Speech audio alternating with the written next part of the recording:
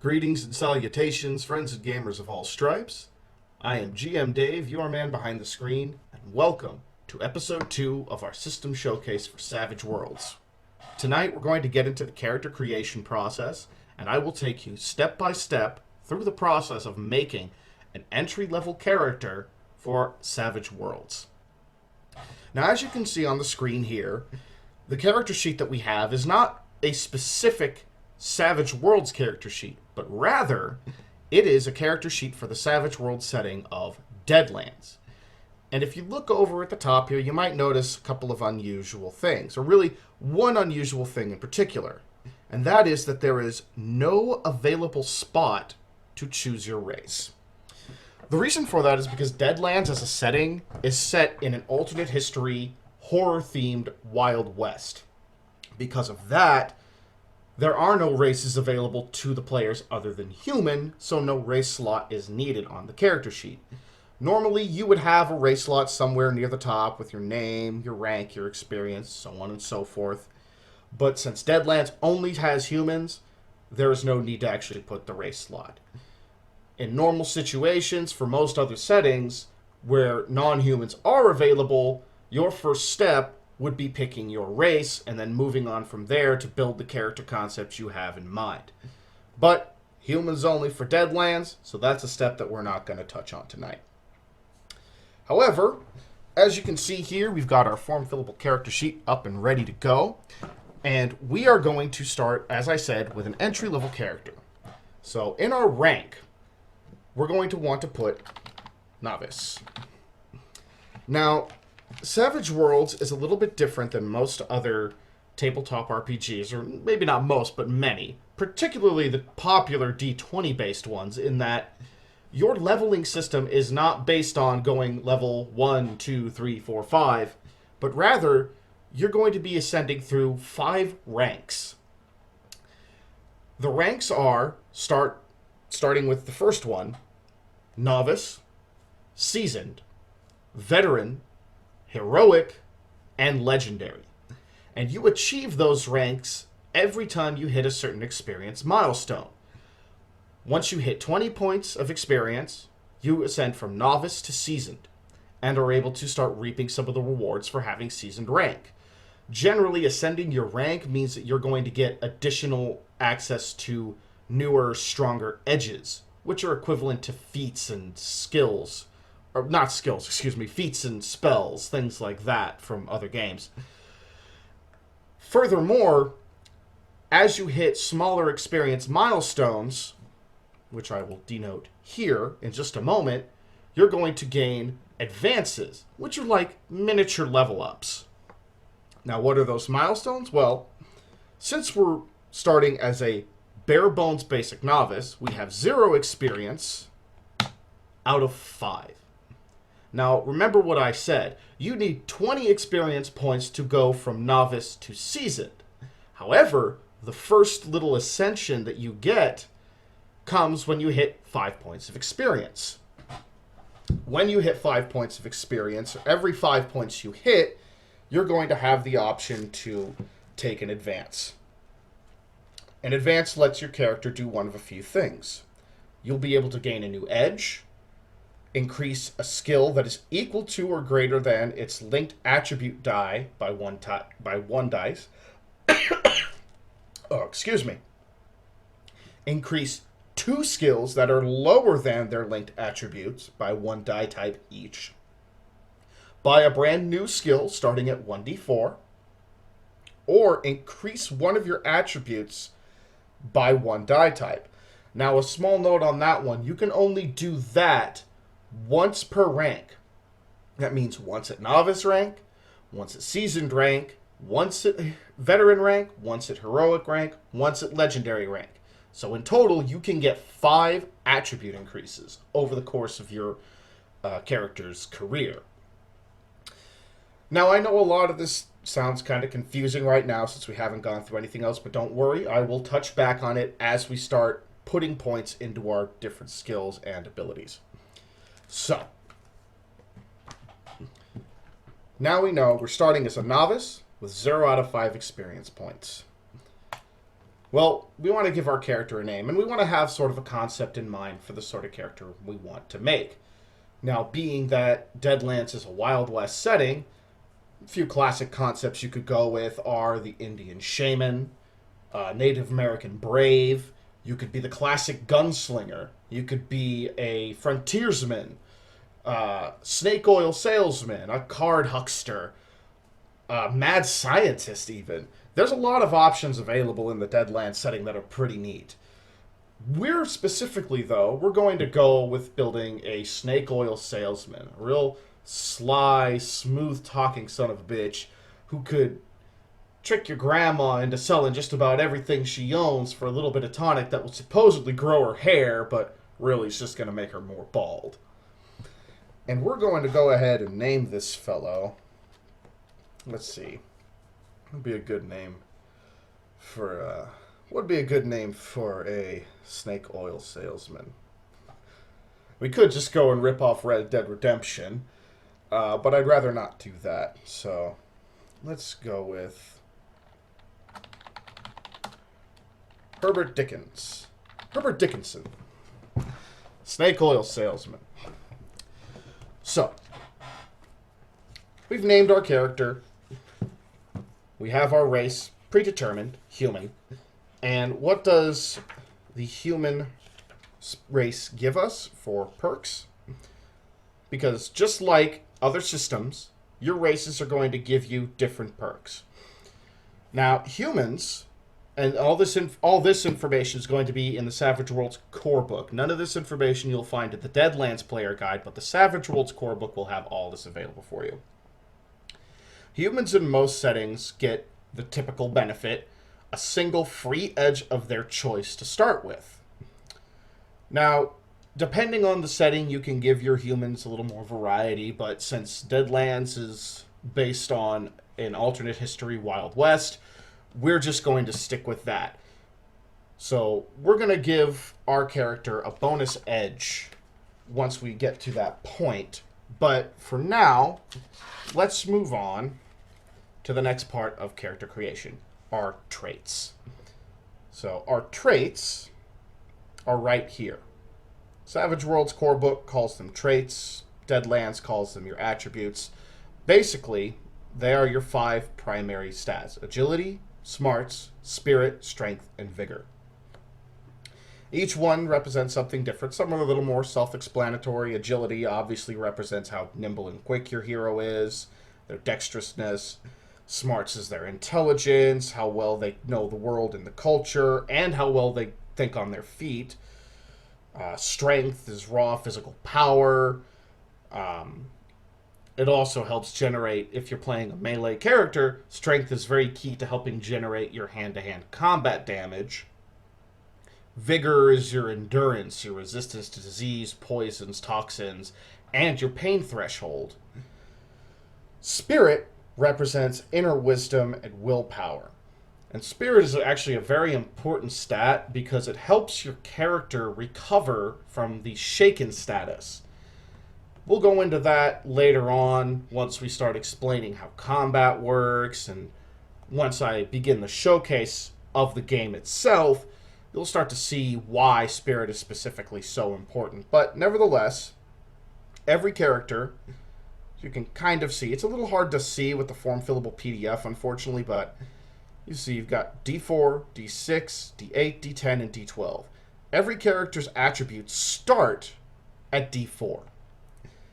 And you have a total of 5 points with which to raise your attributes. Now, every single point you spend raises your attribute by 1 die. Now, given that our character, he's a slick, smooth-talking snake oil salesman, he's going to want to be a pretty smart guy. So, we're going to go ahead, we're going to raise his smarts to D8. That's 2 points spent out of 5. I don't imagine he's going to be particularly strong, though. He tries to talk his way out of fights, tries to avoid getting in fist fights as much as possible, so we're going to leave the strength at a D4. Vigor will pull up to the average of a D6, spending 1 additional point, so that leaves us with 2 points left to spend. Now, I have a vision in my mind of Herbert being a superstitious and easily frightened man. He prefers to talk his way out of troubles, prefers to avoid fights, and so he's a little bit weak of spirit. He tries to con his way out of his work, or through his work, con his way out of trouble. So, we're going to raise his agility up to D8. We'll leave his spirit at D4, taking a little bit of a risk. Now, once we have, once we have the attributes figured out, the next thing we're going to want to move on to is skills. Now, as you can see, unfortunately, the Deadlands, the character sheets don't come with your skills pre-filled in. We're going to need to do that ourselves. So,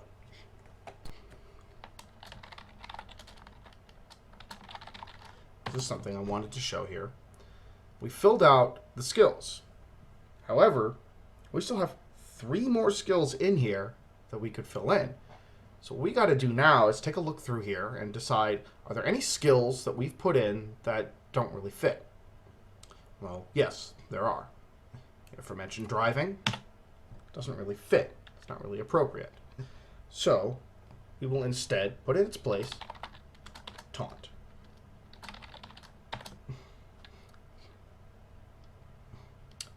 Now, are there any other that don't make particular sense? Yes. Piloting. Generally speaking, there's not going to be a whole lot of piloting going on in this setting. And for the kind of person that Herbert is, well, he's not about to start piloting a steam-powered rotocopter anytime soon, so place that with the throwing skill. Now, there is one last skill that we could put in there, and that is tracking. However, our character is not the type of person to go tracking people down, so we're going to leave that out. So, we've got our attributes, we've got our skills in place, but looking at our skills, we can see that, look at that. A couple of our key social skills, well, they're based on spirit. Well, we tanked our spirit. We left our spirit at 4. Well, for someone who's all about smooth talking, we can't really afford to do that, so we'll knock our agility down to 6, bring our spirit up to 6 for now. Now, once we have our skills filled in, we want to select our skills. How do we select our skills? Well, at the start, you have a total of 15 skill points to spend to select your skills. Now, each die type costs 1 skill point as long as the skill is equal to or less than the basic die type of its related attribute. So, for example, if I want to put up my intimidation, I could spend 1 point of 15 to put it up to 6, because my spirit is at 6. Same with persuasion, and we'll do that for both of those. Now, since Herbert is smart, we want him to be a streetwise sort. So we'll spend 2 more, 4 of 15 points, bring that up to 8. So we got 1, 2, 3, 4 points spent. We want him to be knowledgeable as well.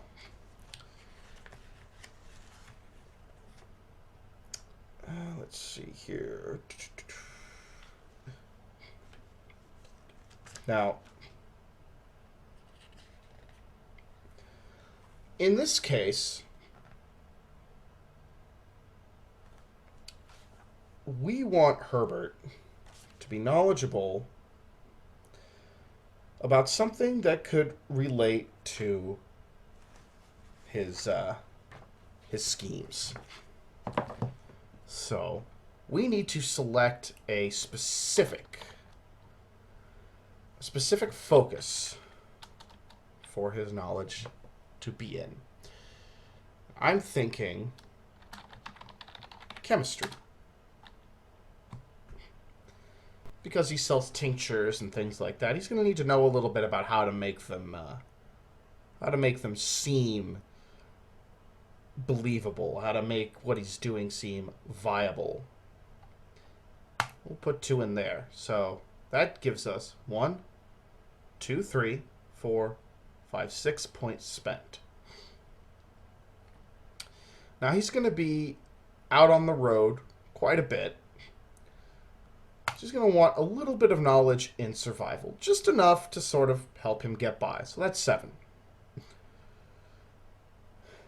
I see him as a bit of a gambler, the kind of guy who would definitely try to test his luck at the tables. Fitting for someone who's also testing his luck against other people. And he would definitely need to know a little bit about how to shoot. So out of 15, we now have 2, 3, 4, 5, 6, 7, 8, 9, 10. So we have 5 points left to spend. We want to put his notice up a little bit. It's important to have... So let's put his notice up to 8. Notice is equal to perception in Pathfinder and Dungeons and Dragons. So it's important. It's an important skill to have. In fact, I would actually say one of the drawbacks for Savage Worlds is that notice almost has too much importance put on it. So it's important to have that. So let's see what we've got so far. We've got gambling. We've got intimidation. We've got our knowledge in chemistry. We've got our notice up, persuasion. We can shoot okay. We're a bit streetwise. And we know how to survive. 2, 3, 4, 5, 6, 7, 8, 9, 10, 11, 12. So now we have 3 points left to spend. Well, Herbert's whole deal is about talking people into buying things that they don't particularly want to buy. Talking people into buying his snake oil, into believing his BS. So, we want him to be a persuasive guy. And in order to make him a persuasive guy, we're going to need to up his persuasion a little bit. So looking back on it, let's go ahead and we'll put his intimidation back down to 4.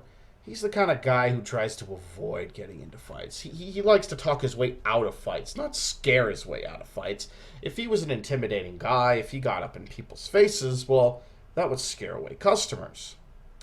Now, we have 4 points left to spend since we dropped our intimidation back down to 4. Since our spirit is 6 and our persuasion is 6, well, if we want to go up to a D8 persuasion, we're going to have to spend extra points to get that.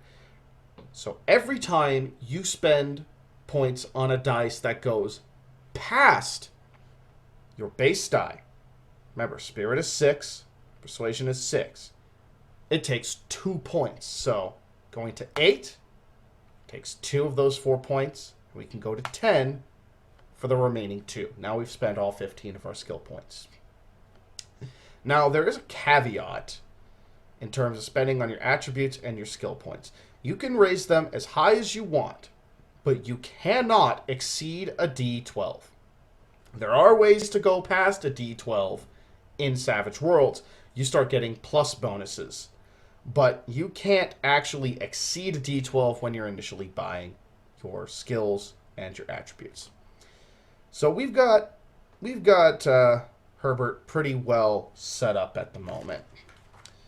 Now, we're going to want to try to figure out a few things.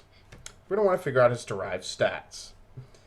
First among those, even though it's on the bottom of the list, is going to be his charisma. Now charisma is the measure of your character's appearance, their mannerisms, how likable they are. Generally speaking, charisma is, at the start, Charisma starts at 0. And it doesn't actually change unless you get edges or hindrances that alter it.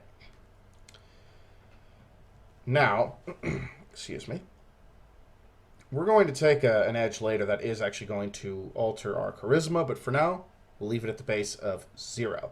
And we're definitely going to want something that alters our charisma, because charisma directly affects our persuasion, it affects our streetwise skill. So we want to have good charisma so that we'll get a bonus on our persuasion and our streetwise skill when we roll those dice during skill challenges. So next up is our pace. Every character has a base pace of 6 squares. So a base of 6 squares. Now, parry. Parry is how you deflect melee attacks. Now, parry is equal to 2 plus half of our fighting skill. Now, our fighting skill is a d4, so it's a 4. 2 plus 4. So 2 plus half of 4, 2 plus 2, gives us a base parry of, not 74, 4. Toughness. Toughness is how you determine whether or not your hero takes damage when they get hit. If a damage roll exceeds your toughness, then you start to take damage. It starts with getting shaken, and then when you're shaken, if damage rolls exceed your toughness or if dice explode, again, we'll explain all of this in the combat overview, you'll begin taking wounds. Now, player characters are a type of character known as wild cards. And wild cards, as you can see right down here, can take 3 wounds. Once you've sustained more than 3 wounds, you're incapacitated. If the entire party becomes incapacitated, you're all dead. You can be brought back from being incapacitated, but generally speaking, you just want to avoid that happening to begin with. So our vigor is a d6. Half of 6 is 3. 3 plus 2. Toughness of 5. Now, we have one last ability here that is not mentioned in the core rulebook. Grit. And grit used to be a basic ability in the older editions of Savage Worlds. It used to be a standard derived stat. However, it has since been removed from the base game to be used instead specifically for certain settings. And Deadlands, as a horror-themed setting, is one of those settings that grit is applicable for. And grit is equal to our rank. Now recall, we have a total of 5 ranks. We are a novice. That is the first rank. So we have a grit of 1. And what grit does is it gives us a bonus to our spirit rolls when we're trying to overcome fear and things like that. Anytime we're faced with something that would cause us to be frightened, cause us to potentially lose our minds or go insane, we make a spirit save and add our grit to it. Which sounds awesome, but Deadlands is a particularly dangerous setting that imposes a lot of negatives to your spirit rolls to defend against fear.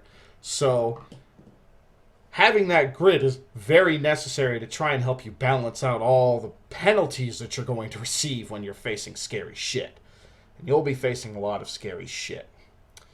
So, we now have our derived stats, we have our attributes, we have our skills. Next up, we need to select our hindrances and our edges.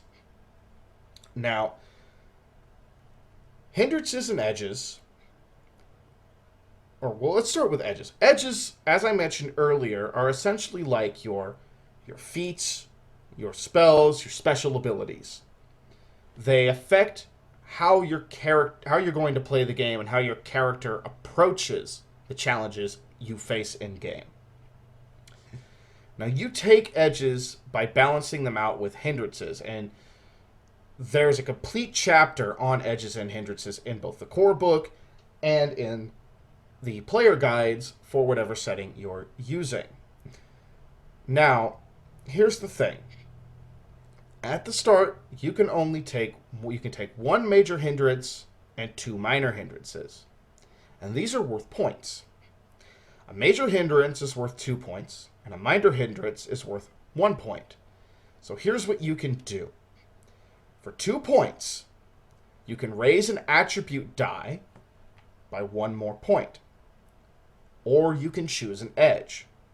For 1 point, you can gain 1 additional skill point or gain extra starting money equal to your starting funds, which we'll get into that later. We're not going to mess with that too much.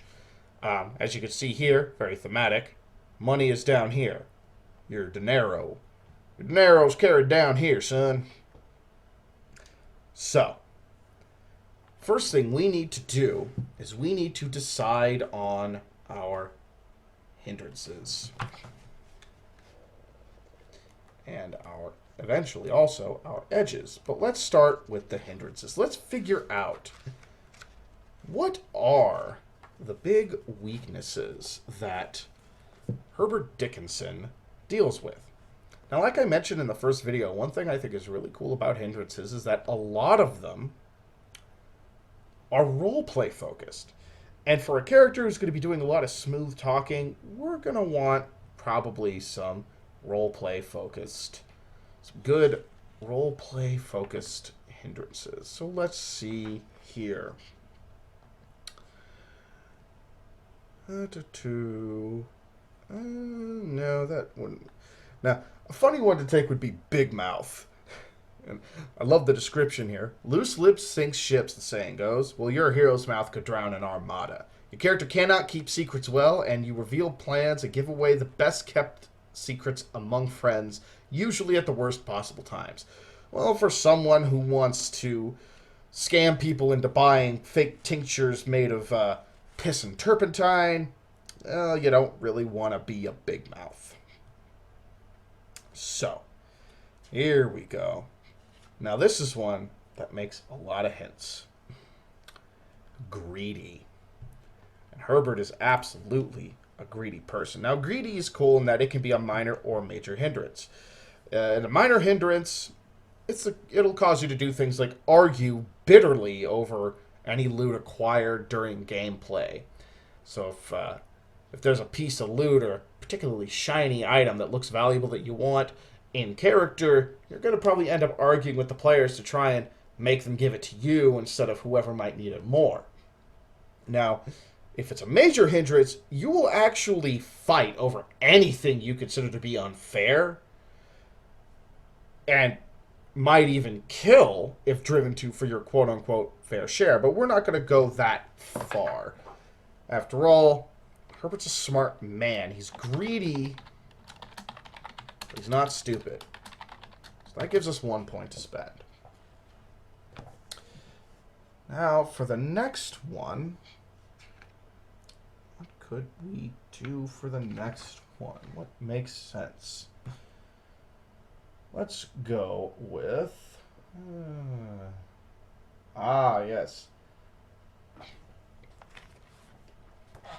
Now, this one feels pretty appropriate. Yellow. Not everybody has ice water in their veins, and Herbert certainly doesn't.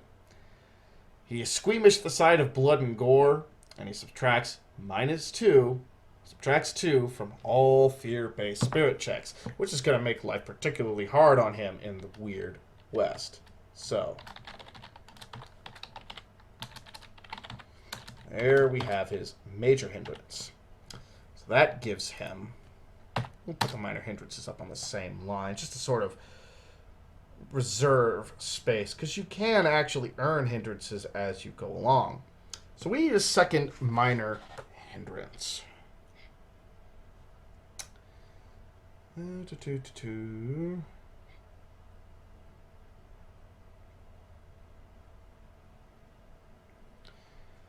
All right.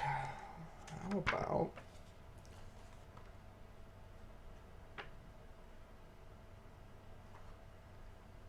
Let's see now. What would be a good pick here?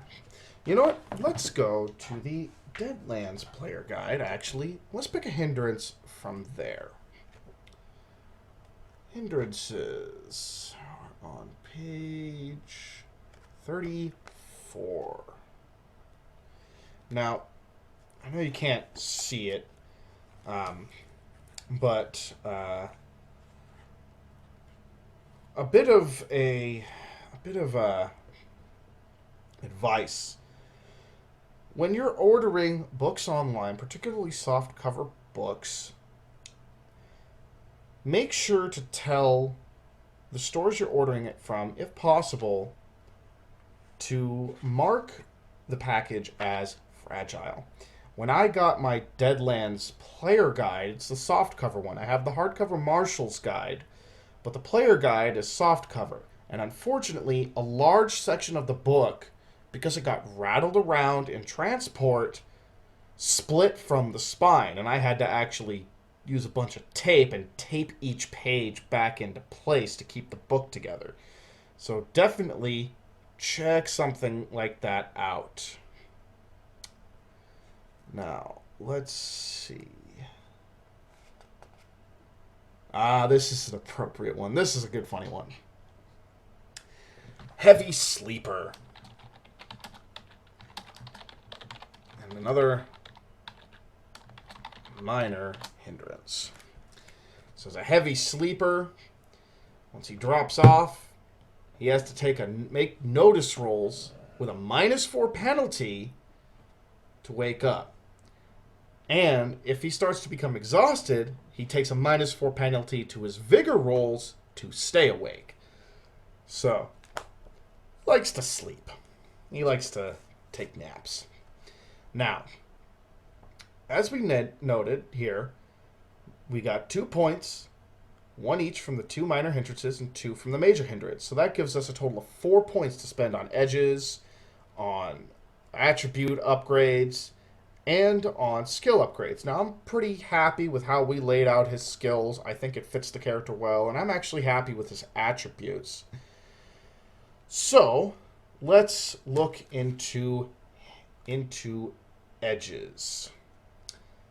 And the first edge we're going to do is the bonus edge that he gets for being a human.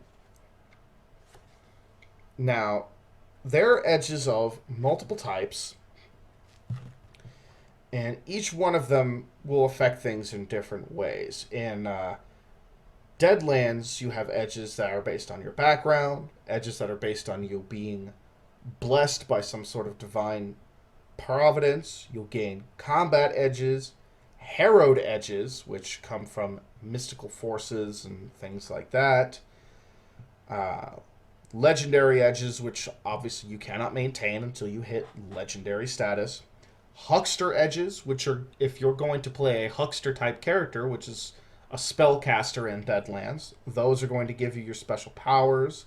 Mad scientist, martial artist, just all new edges.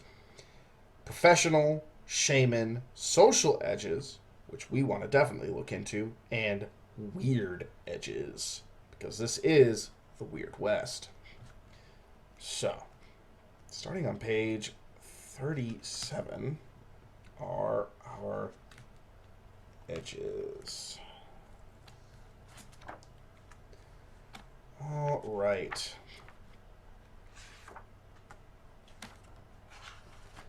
So, taking a look at it. Now, background edges are things particularly in Deadlands, these are things that are going to give you access to powers. So, for example, arcane background shamanism. Well, that's how you're going to become an Indian shaman if you decide to play that type of character. And in order to take shaman powers, edges that are shaman-based powers, or shaman-based edges, you have to have the shamanism background.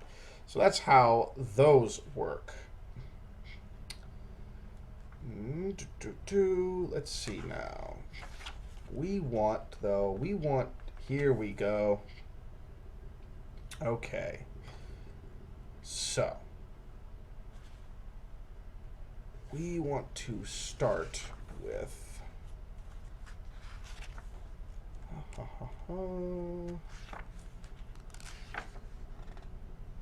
there we are. snake oil salesman. Now, in order to be a snake oil salesman, you have the following requirements. You must be novice rank, which we are, minimum. A smart score of D6 at least. Well, we have D8. A spirit score of D6 at least. We have that. And a persuasion ability of at least D8. We're at 10. So, we can take the snake oil salesman edge, which will give us +2 bonus to non-combat persuasion rolls. And we can also use our forked tongue to initiate persuasion test of wills. And test of wills are essentially like combat checks, will saves, things like that, which would be opposed by the target's smarts. Basically, you can sort of play with their head using your smooth words. So, snake oil salesman. The next one we want to do, let's see, let's find us some social edges. You know, he likes gambling, and that's part of how he makes his money. So, let's go with card sharp. Your hero has a way with a deck and never feels more at home than when he's shuffling cards. So he likes to scam people both with his honeyed words and his snake oil salesmanship, and he likes to do it with his gambling skills. Now, a gambler with this edge only gets caught cheating when you roll snake eyes on gambling checks. But if they're a huckster, they also get a -2. They also impose a -2 on people who are attempting to, excuse me, who are attempting to notice their cheating ways. Now, we're not going to make him a huckster, at least not yet. So, that's our first edge, is card sharp. Now, we have 2 more points to spend, which we can spend on either an attribute, on third edge, or 2 skills, or potentially 1 skill if we're upping it above the dice. Let's get another edge. Let's get an edge that helps boost our charisma. So we're going to want, and there it is.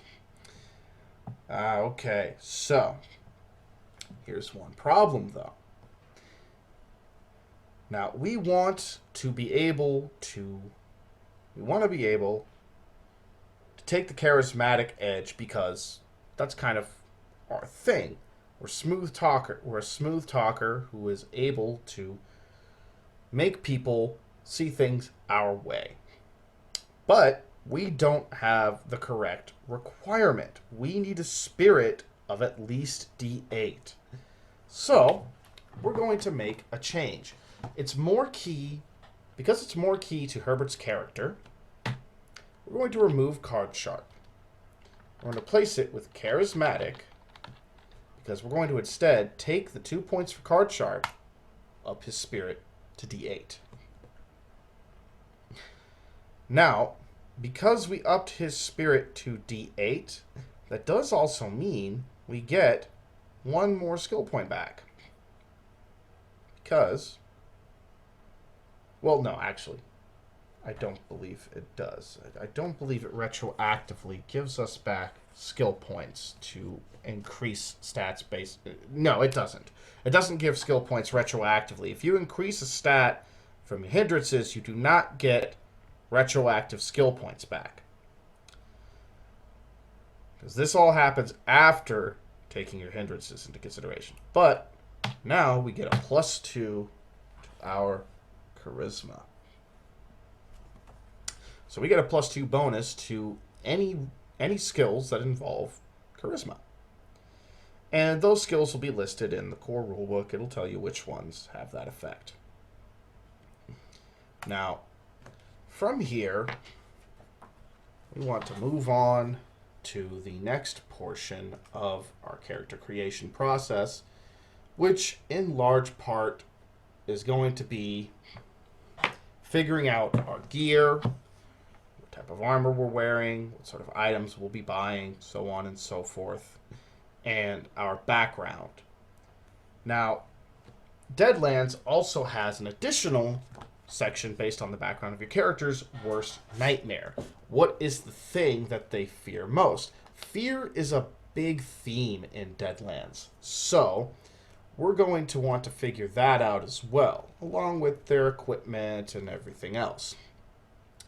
Now, I'm not going to make you watch me type out every little thing and all that, because I want you to basically just get the standard idea of exactly what you're getting in terms of character creation. However, we will have to touch on gear, because in the gear section, that's where we figure out our starting cash totals. And Deadlands stays the same as the core rulebook, starting us at, I believe it stays the same. Let me double check. Let's check dinero real quick, just to make absolutely sure. Page 22, Deadlands character guide. Dinero. And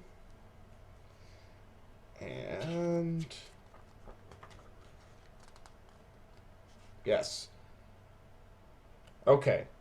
There's nothing stated under the money section in the Deadlands character book, so we start with $500. Now, I'm going to fill everything else in myself right now, and when I come back, I'll have everything filled in, and I'll show you how you figure all of this out. You'll see exactly how everything is filled in, and we'll go over all the additional little areas as well. So we'll be right back, and when we return, the character sheet will be filled in and complete, and then you'll have a better sense of what exactly goes into the Deadlands character. And we're back. So we filled out the rest of the character sheet, at least where appropriate. Because of the type of character we're building, we are not using the trappings, the power section, and we didn't buy any armor for Hubert. He tends to try to avoid fights, so he doesn't really wear armor. But every man in the West needs to be armed, so we bought him a Colt Peacemaker. It's generally what he would use for fighting, and a Winchester that could be useful for hunting. Up here in his gear, we've got everything that we bought. Now, a lot of this stuff I actually used has multiple separate items using the same slot. Because after all, you can see there's not a whole lot of slots available to you. So the suit and the shoes, normally separate items, we'll put them in the same spot. They both kind of go together, add up their cost. Mess kit and skillet, same thing. Different items, add up their cost, take the same spot. Same with the lantern oil, box of matches, canteen, 3 days of trail rations, shovel and a hatchet, gun belt and holster. Separate items all sharing the same slot. If things kind of line up in such a way that it makes sense, you can share slots, save some space, save a little time. We put where they're located. Most of his stuff he keeps on board his buggy, along with the fake tinctures that he sells. And as you can see, most of the $500 went towards buying the buggy and the horse to carry everything. And after we tally up all of our pricing in our notes here, you can see we've got the Colt Peacemaker, additional statistics, which we'll go over in a moment, cost, where it's located, same with the Winchester. After everything, we came out to $67.15 remaining. He's carrying, oops, I forgot to actually change that back. He's not carrying the boxes of bullets on him. 13 pounds, or 13 and 3/4 pounds. Put a background together for him. The son of a successful businessman from Dodge City. We had him study chemistry and business at Harvard. Now, his father's goal was for him to take over the family business, but Herbert has loftier goals for himself. He set his eyes on Denver, which in this world has earned the name the Queen of the West, because every rail line that travels across the United States, especially this new weird West, this fractured West, meets in Denver. So, a lot of opportunity there. And his worst nightmare, well, more than anything else, Herbert fears the hangman's rope. After all, he is a professional liar and cheat, and he is well aware that if he was to goof up at some point, he might well end up getting strung up from the gallows himself one day. So now that we've got everything put together, we're ready to start playing, but I'll go ahead and break down a few things for you here for the weapons so that you can understand a little bit more how to read these statistics. Now, what I've done here is I've done the breakdown of the caliber of ammunition used by the gun as well as the cost. So the Colt Peacemaker takes 45 caliber pistol ammo, 45 caliber pistol bullets, or $3 for a box of 50. As you can see down here, it's got a rate of fire of 1, so you can shoot it once per round in combat, once per turn. A damage of 2d6 plus 1. We'll go over how damage and everything works later on. Weight is 2 pounds, easy enough to figure out.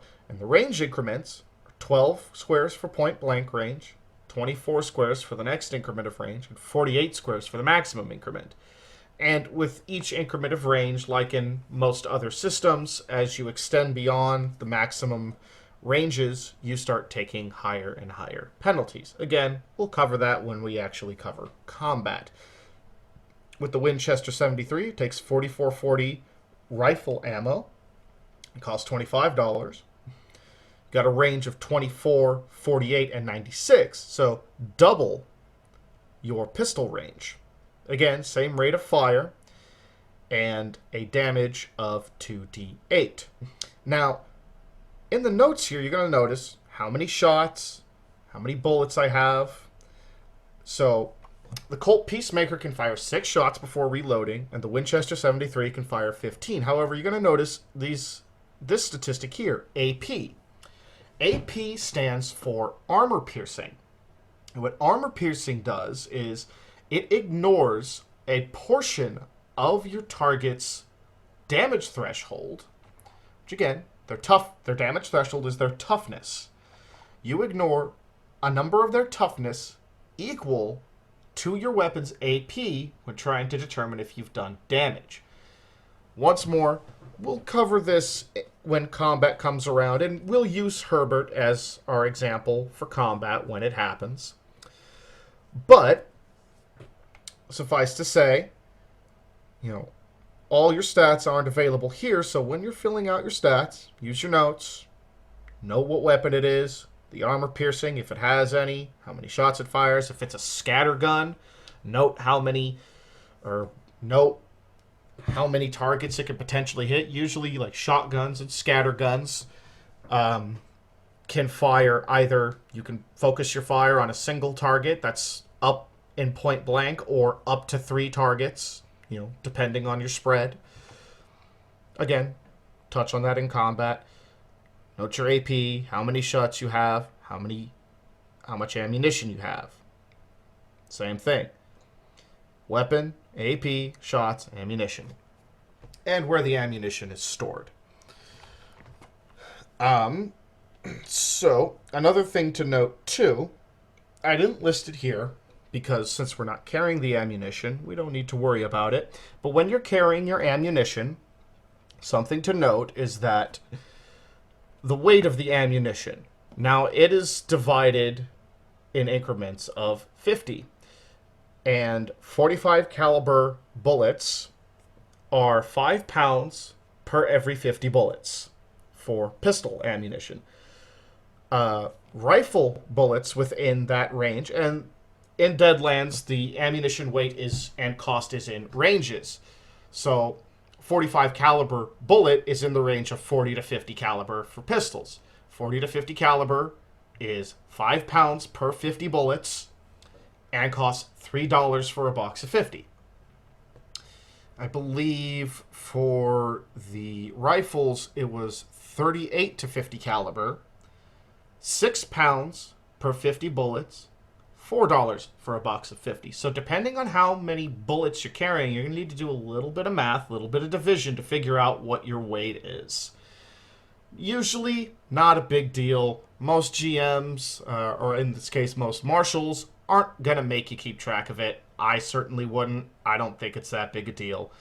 But nevertheless, we have now completed Herbert Dickinson.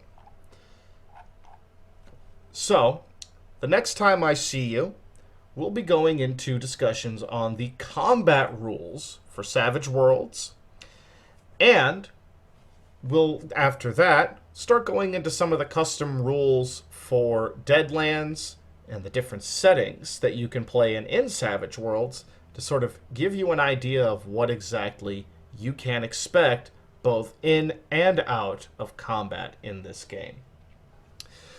Well, thank you for joining me on this long video tonight, ladies and gentlemen. I hope you found it to be enjoyable and informative. If you liked it, please leave me a like.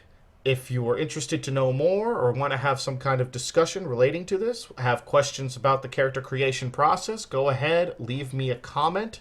I am happy to share what it is that I know with any of you and answer whatever questions you might have. As always, friends and gamers of all stripes, my name is GM Dave. I am your man behind the screen, signing off. Roll high, role play well, and game on.